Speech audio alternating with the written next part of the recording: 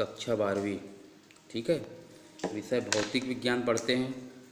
पहला अध्याय जो है इसमें विद्युत आवेश तथा क्षेत्र। तो सबसे पहले हम यहाँ पर देखते हैं कि विद्युत क्षेत्र होता क्या है। विद्युत क्षेत्र क्या है? वह ऊर्जा जिसके कारण पदार्थ में हल्की वस्तुओं को आकर्षित करने का गुण उत्पन्न हो जाता है। विद्युत क्षेत्र या फिर सिर्फ विद्युत बोल सकते हैं। मतलब विद्युत क्या है? एक प्रकार की ऊर्जा है। कैसी ऊर्जा? जो हल्की वस्तुओं को अपनी ओर आकर्षित करता है, इसको हम बोलते हैं विद्युत क्षेत्र या फिर विद्युत। जैसे कि कंघी को सूखे बाल से रगड़ते हैं तो उसमें कागज़ के छोटे छोटे टुकड़ों को आकर्षित करने का गुण उत्पन्न हो जाता है। इसका किसका उदाहरण हुआ? विद्युत का। जैसे कंघी को जब हम बाल से रगड़ते हैं और कागज़ के टुकड़ों के पास जब उसको ले जाओगे तो क्या करता है? वो कागज़ का जो टुकड़े को अपनी तरफ खींच लेता है। क्यों खींच रहा है? क्योंकि उसमें विद्युत उत्पन्न हो गया है। तो विद्युत ये जो है ऊर्जा है, ऐसी ऊर्जा जो हल्की वस्तुओं को अपनी तरफ खींच लेता है, उसको हम बोलते हैं विद्युत। ठीक है, फिर हम पढ़ते हैं घर्षण विद्युत। ये तो नाम से ही पता चल जाता है कि घर्षण विद्युत हो गया। घर्षण मतलब रगड़ना। ऐसा विद्युत जो घर्षण करने से या फिर रगड़ने से उत्पन्न होता है, उसको हम बोलते हैं घर्षण विद्युत। जैसे कि वही बता सकते हो, कंघी को जब बाल से रगड़े हैं तो कंघी में क्या हुआ? कागज़ के टुकड़ों को आकर्षित करने का गुण उत्पन्न हुआ। किसके कारण हुआ? रगड़ने के कारण। तो यही घर्षण विद्युत है जो रगड़ने से उत्पन्न होता है। फिर हम पढ़ते हैं विद्युन्मय। विद्युन्मय क्या होता है?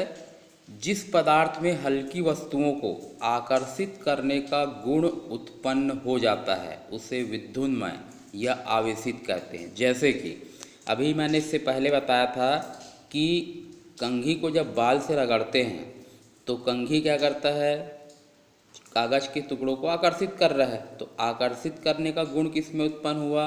कंघी में। तो उसको विद्युन्मय बोलते हैं। जिसमें आकर्षित करने का गुण उत्पन्न होता है वो कहलाता है विद्युन्मय। फिर हम पढ़ते हैं वैद्युत आवेश के बारे में। वैद्युत आवेश क्या है? ये एक ऐसी भौतिक राशि है जिसे अर्जित करने मतलब पा लेने पर कोई पदार्थ आवेशित हो जाता है और विद्युतीय गुणों को प्रदर्शित करता है। ठीक है, ऐसी राशि है जिसको पा लेने पर कोई पदार्थ आवेशित हो जाता है और विद्युतीय गुणों को प्रदर्शित करता है। विद्युत आवेश जो होता है ये अदिश राशि है।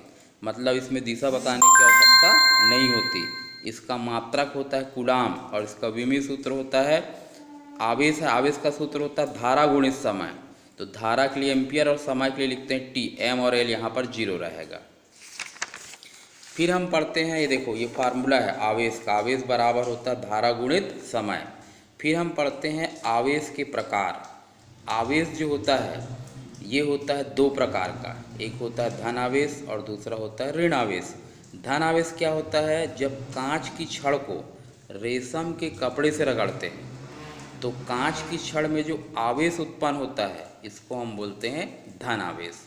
ऐसे ही ऋण आवेश क्या होता है? एबोनाइट की छड़ को ऊनी कपड़े या बिल्ली की खाल से रगड़ने पर एबोनाइट की छड़ में जो आवेश उत्पन्न होता है इसको हम बोलते हैं ऋण। जैसे कि देखिए यहाँ पर ये देखो, ये रेशम का धागा है, एक कांच के साथ इसको रगड़ना है, इसके साथ बांध के इसको रगड़ा जा रहा है। ठीक है, कांच की छड़ के साथ किसको का पढ़ते हैं? रेशम के धागे से बंधा हुआ है, रेशम के कपड़े से रगड़ा जाता है। रगड़ रहे हैं तो इसमें जो आवेश उत्पन्न होगा, देखो ये प्लस आवेश। कांच की छड़ को जब रेशम कपड़े से रगड़ते हैं तो उसमें कौन सा आवेश उत्पन्न होता है? धन आवेश। इसी प्रकार देखो ये प्लास्टिक की छड़ है। ठीक है, प्लास्टिक की छड़ को हम क्या करते हैं? ऊनी कपड़े से रगड़ते हैं।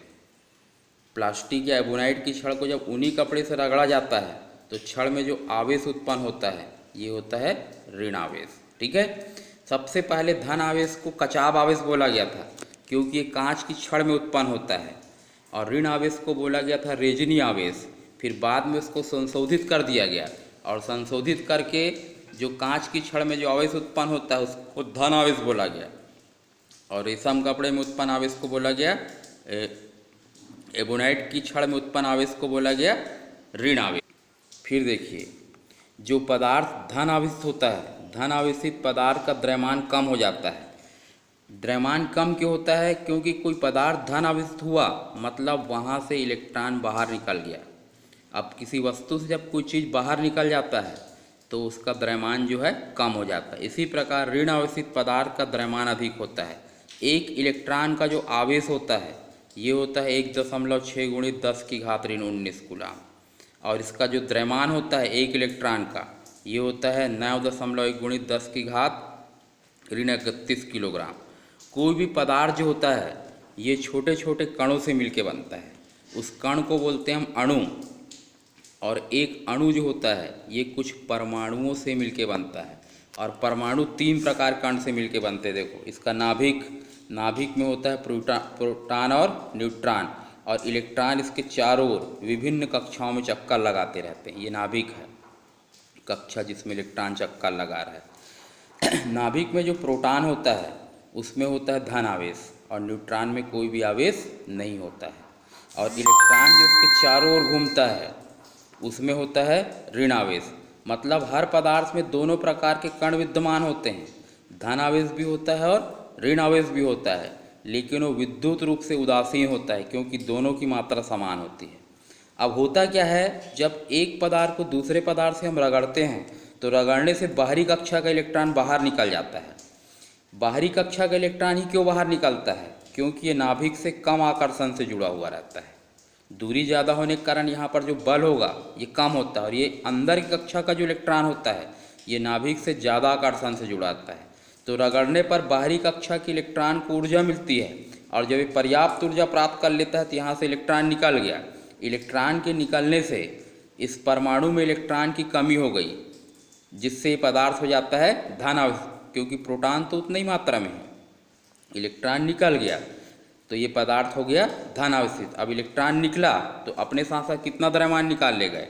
9.1 × 10⁻31। इसी के कारण जो पदार्थ धन आवेशित होता है उसका द्रव्यमान कम हो जाता है, और ये इलेक्ट्रॉन निकल कर जिस पदार्थ में जाएगा वहाँ पर इलेक्ट्रॉनों की अधिकता हो जाएगी, और वो पदार्थ हो जाता है ऋण आवेशित, जिससे उसका द्रव्यमान जो है बढ़ जाता है।